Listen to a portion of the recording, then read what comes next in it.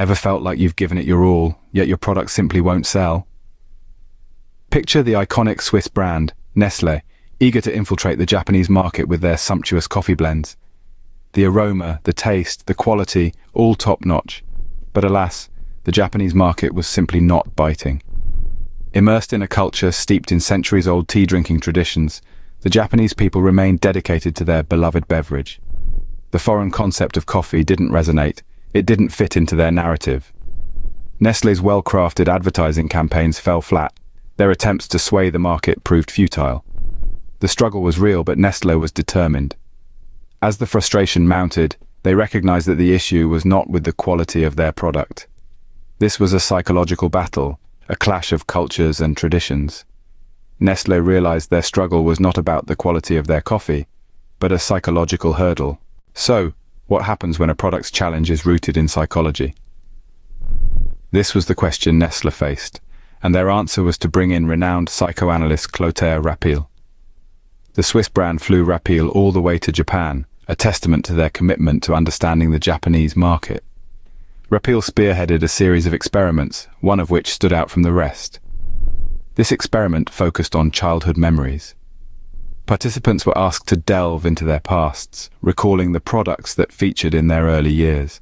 They shared stories of rice, fish, and of course, tea. But there was a conspicuous absence: coffee. This was a revelation. The Japanese had no childhood memories associated with coffee. It was a foreign concept, a taste they had not grown up with. And here lay the crux of the issue. The Japanese held no familiarity or preference for coffee because it simply wasn't part of their culture. The problem was clear. The Japanese had no childhood memory of coffee, hence no familiarity or preference. With the problem identified, the solution was surprisingly sweet. Raphael, the psychoanalyst, had a unique recommendation.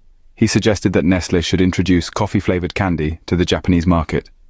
The idea was to create a memory, a positive association with coffee for the children who would later grow up to be the coffee consumers of the future.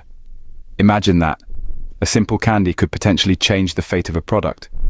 This approach was rooted in the understanding of how our taste preferences are shaped by our experiences, especially those from our childhood.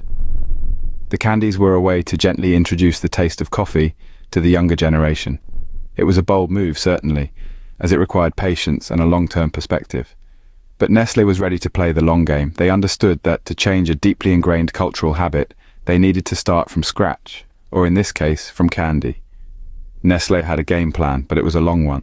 Years later, Nestle re-entered the Japanese market, but this time with a different result.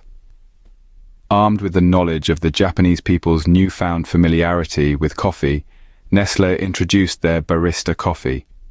To their delight, it was an instant hit. It seems the coffee-flavored candies they had introduced years earlier had done their job. The children who had grown up with the taste of coffee in their mouths were now adults, and they were ready for the real thing. The once foreign taste was now a comforting, familiar one. The coffee that the Japanese had once shunned was now being welcomed with open arms. This success was no accident. It was the result of careful planning, strategic thinking, and a deep understanding of the market they were trying to capture.